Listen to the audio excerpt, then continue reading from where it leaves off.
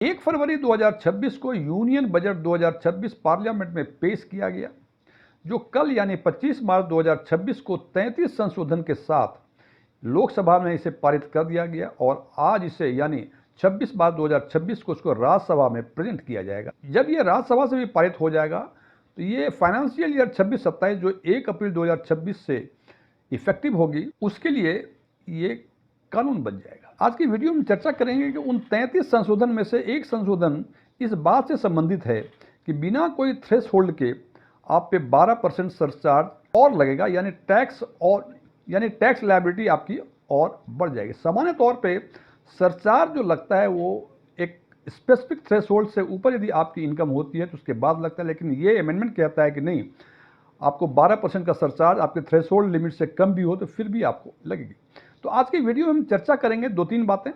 सबसे पहली बात कि ये 12% का जो सरचार्ज लगेगा ये किस तरह के इनकम पे लगेगा।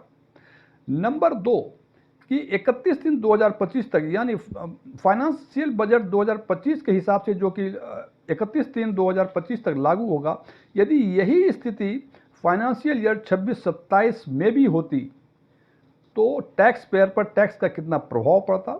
दूसरी बात करेंगे कि जो 1 फरवरी 2026 को फाइनेंस बजट 2026 पेश किया गया, यानी संशोधन के पहले की यदि स्थिति बरकरार रहती तो टैक्स पेयर पर कितना टैक्स लायबिलिटी बनती।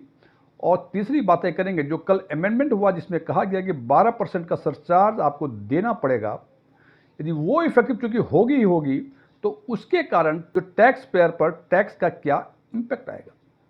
मैं डीएम झा, आप देख रहे हैं स्टोन टैक्स में चैनल। यदि इस वीडियो से आपको कोई नई जानकारी मिले या ये वीडियो आपको पसंद आए, इसको लाइक करें, अपने फ्रेंड्स के साथ शेयर करें, कमेंट बॉक्स में यस लिखें। और यदि लगे कि इस वीडियो में ऐसी कोई जानकारी नहीं है जो पहले से आपको नहीं पता थी या ये वीडियो आपको पसंद ना आया हो, कमेंट बॉक्स में नो लिखें। और यदि आपकी रुचि इन्वेस्टमेंट, खासकर mutual fund investment, direct taxation और बैंकिंग में है और अभी तक आपने मेरे चैनल को सब्सक्राइब नहीं किया है तो मेरे चैनल को सब्सक्राइब करें और ऑल बटन पर क्लिक करें ताकि मेरे सभी नई वीडियो की नोटिफिकेशन आपको लगातार मिलती रहे। तो सबसे पहले हम चर्चा करते हैं कि ये 12% सरचार्ज किस तरह के इनकम पर लगेगा। ये 12% का सरचार्ज उस इनकम पे लगेगा जो शेयर को बायबैक करने के बाद आपके हाथ में आएगा। अब सवाल ये होता है कि बायबैक ऑफ शेयर क्या है। तो बायबैक ऑफ शेयर को ये समान शब्दों में कहा जाएगा, यदि आपके पास किसी लिस्टेड कंपनी के शेयर्स हैं और वो कंपनी यदि ये कहती है कि आपके शेयर वो खरीद लेगा जिसकी कि मूल्य सामान्य तौर पे जो करंट मार्केट प्राइस है उस प्राइस से अधिक देगा, तो इस प्रोसेस को बायबैक ऑफ शेयर कहते हैं। हालांकि जब बायबैक का शेयर का ऑफर देती है कंपनियां, ये आपके लिए जरूरी नहीं है कि आप बायबैक को ऑप्ट करें ही करें। ये आपकी मर्जी, आपके विवेक पर डिपेंड करता है कि आप बायबैक ऑफ शेयर में पार्टिसिपेट करेंगे या नहीं करेंगे। यदि आपको लगता है कि ये रेट काफ़ी अच्छा दे रहा है तो हो सकता है बायबैक में पार्टिसिपेट करें, और यदि लगता है कि आने वाले दिनों में इस शेयर का मूल्य जो बायबैक ऑफर है उससे अधिक हो जाएगा तो शायद आप बायबैक में पार्टिसिपेट नहीं करते हैं। लेकिन यदि आप बायबैक में पार्टिसिपेट करते हैं तो निश्चित रूप से चूंकि उसकी करंट मार्केट प्राइस से अधिक का भाव दे रहा है, रेट दे रहा है वो, तो आपको शायद एडिशनल इनकम होंगे। और ये अमेंडमेंट के हिसाब से कहता है उस एडिशनल इनकम पे आपको 12% का सरचार्ज आपको देना पड़ेगा। तो सबसे पहले बात करते हैं कि सरचार्ज आखिर सामान्य तौर पे किस थ्रेशहोल्ड पे लगती है। ये देख लें कि ये जो 12% का सरचार्ज है बायबैक ऑफ शेयर के इनकम पे, ये इंडिविजुअल पर भी लागू होगा और कॉर्पोरेट पे भी लागू होगा।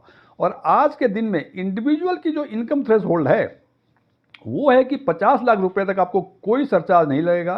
50 लाख से इंक्रीज होगा और 1 करोड़ तक 10% का सरचार्ज लगेगा। और ये 1 करोड़ से ऊपर यदि आपकी इनकम होती है तो ये 15% सरचार्ज आपको पे करना पड़ेगा। जबकि कॉर्पोरेट के केस में है कि यदि आपकी इनकम 1 करोड़ तक है तो आपको कोई सरचार्ज नहीं देना पड़ेगा, और 1 करोड़ से अधिक और 10 करोड़ तक है तो 7%, और 10 करोड़ से अधिक है तो आपको 12% का सरचार्ज लगेगा। ये इनकम का स्लैब जो थ्रेशहोल्ड है ये टोटल टैक्सेबल इनकम का थ्रेशहोल्ड। हालांकि केवल आप इनकम का थ्रेशहोल्ड और उसके ऊपर यदि होता है तो कितना सरचार्ज रहेगा, इसको देखने से एक कन्फ्यूजन होता है। और हो सकता है कि आपको ये कन्फ्यूजन हो कि इसमें 12% का सरचार्ज जो अभी बातें जो अमेंडमेंट में हुई हैं उसका अप्लीकेबिलिटी क्या है, उसका क्या उपयोग है। तो इसका एक एग्जाम्पल लेके हम बात करते हैं। माना कि आपने 10 लाख रुपए आप शेयर में इन्वेस्ट किए थे, जिसका बायबैक में आपको 15 लाख रुपए आज के दिन में मिलेंगे। तो जनाब 31 मार्च 2025 तक की स्थिति में, जो कि इफेक्टिव था 1 अक्टूबर 2024 से, उस स्थिति में आपकी टैक्सेबल इनकम 15 लाख की हो जाएगी। अब यहां यह देखना होगा कि आपने परचेज किया था 10 लाख में, उसको बायबैक में 15 लाख रुपए मिले, तो टोटल के टोटल प्रोसीड जो हैं 31 मार्च तक अप्लीकेबल रूल्स के हिसाब से वो 15 लाख रुपए आपको टैक्सेबल इनकम माने जाएंगे। और ये इनकम जो है अदर सोर्स ऑफ इनकम यानी नॉर्मल टैक्स के इनकम जो है उसमें इंक्लूड होंगे। और माना कि आप 10% के इंडिविजुअल स्लैब में हैं, तो इस 15 लाख पर आपको 10% का टैक्स देना पड़ेगा। और चूंकि जैसे मैंने पहले बताया कि आप इंडिविजुअल हैं और 50 लाख रुपए तक आपकी कोई सरचार्ज नहीं लगेगा, तो 31/3/2025 तक अप्लीकेबल रूल्स के हिसाब से इसमें सरचार्ज कुछ नहीं लगेगा। और 15 लाख रुपए का 10% 1,50,000 रुपये आपको टैक्स देना होगा। ये तब है जबकि पुराने रूल फाइनेंशियल ईयर 26-27 में भी अप्लीकेबल हों। इसमें आपने देखा कि टोटल प्रोसीड जो है वो आपके इनकम में ऐड हो गया। तो आपके मन में ये कुछ सवाल होगा कि 10 लाख रुपए तो हमने इन्वेस्ट किए हुए थे और टोटल प्रोसीड इनकम में डाल दिया, तो 10 लाख पर भी हमें टैक्स देना पड़ा था। इसके लिए सरकार ने व्यवस्था की थी, वो 10 लाख रुपए जो है वो कैपिटल लॉस माना जाएगा, क्योंकि और जब आपको कैपिटल गेन होगा उसमें ये अप्रोप्रिएट होगा, क्योंकि सामान्य तौर पे 5 वर्षों के अंदर आप इसको सेट ऑफ कर सकते हैं। ये व्यवस्था थी 31/3/2025 तक लागू प्रोविजंस के हिसाब से। लेकिन 1 फरवरी 2026 को जब फाइनेंस बजट 2026 पेश किया गया, उसमें कहा गया कि जो बायबैक का प्रोसीड है, जो पहले अदर सोर्स ऑफ इनकम में ट्रीट होता था, अब वो कैपिटल गेन में ट्रीट होगा। चूंकि कैपिटल गेन में ट्रीट होगा, तो यहाँ जो 10 लाख की शेयर आपने 15 लाख रुपए में बायबैक में बेची थी, तो कैपिटल गेन आपका 5 लाख रुपए होगा। और हमने माना कि ये कैपिटल गेन जो है ये लॉन्ग टर्म कैपिटल गेन है, और लॉन्ग टर्म कैपिटल गेन में प्रोविजंस के हिसाब से 1,25,000 रुपए का आपको एग्जेम्पशन मिलता है। तो 5 लाख में से 1,25,000 माइनस करने के बाद जो टैक्सेबल इनकम, जो कैपिटल गेन इनकम होती है, वो 3,75,000 रुपये होती है। और लॉन्ग टर्म कैपिटल गेन का जो टैक्स रेट है वो 12.5% है। और जैसा कि मैंने पहले बताया कि जो थ्रेशोल्ड लिमिट है वो 50 लाख रुपए तक है। और हमने माना कि भाई आपका चूंकि 10% का स्लैब था नॉर्मल कोर्स में, तो आप थ्रेशोल्ड लिमिट के नीचे हैं तो कोई सरचार्ज इस पर नहीं लगेगा। और 3,75,000 रुपये पर 12.5% का टैक्स यानी 46,875 रुपये आप पे टैक्स लायबिलिटी बनती थी।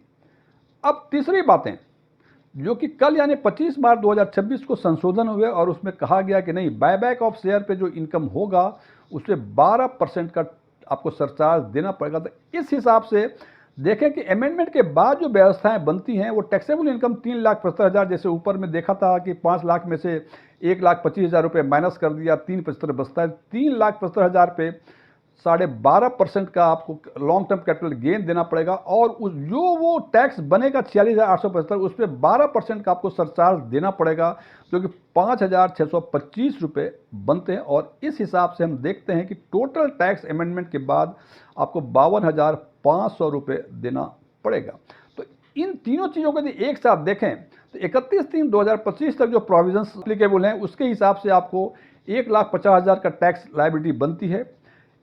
अमेंडमेंट के पहले फाइनेंस बजट 2026 के हिसाब से टैक्स लायबिलिटी कम होकर 46,875 रुपये बनती होती, और अमेंडमेंट के बाद जो कल हुआ है उसके बाद टैक्स लायबिलिटी आपकी 46,875 रुपये से बढ़कर 52,500 रुपये हो जाती है।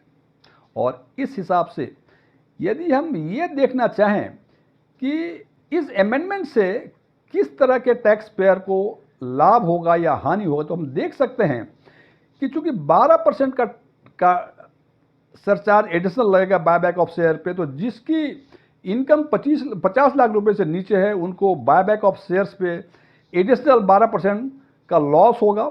जिसकी इनकम 50 लाख से 1 करोड़ रुपए के बीच का है उसमें 10% का सरचार्ज लगना था, लेकिन अब सरचार्ज लगेगा वो 12%, यानी इस पर 2% एडिशनल सरचार्ज पे करना पड़ेगा। लेकिन जिसकी इनकम, मैं सारी बातें इंडिविजुअल्स की कर रहा हूँ, जिसकी इनकम 1 करोड़ से अधिक है उसको 15% के बदले अब 12% का ही सरचार्ज पे करना पड़ेगा। फ्रेंड्स, ये वीडियो क्लोज करने के पहले मैं डिस्क्लेमर दे दूं कि मैं कोई टैक्स कंसल्टेंट नहीं हूं, ना ही मैं कोई सीए हूं। ओपन डोमेन में जो भी इंफॉर्मेशन अवेलेबल है उसके बेसिस पे मैं आम लोगों के लिए आम वीडियो बनाया करता हूं। ये मेरे विचार थे, मेरे विचारों से सहमत होना कोई जरूरी नहीं है। यदि आप मेरे विचार से सहमत हैं तो कमेंट बॉक्स में एग्रीड लिखें, और यदि आप मेरे विचार से सहमत नहीं हैं कमेंट बॉक्स में नॉट एग्रीड लिखें। लेकिन नॉट एग्रीड लिखने के साथ साथ कारण जरूर बताएं कि आप हमारे किस बात पे सहमति नहीं रखते हैं। Thank you.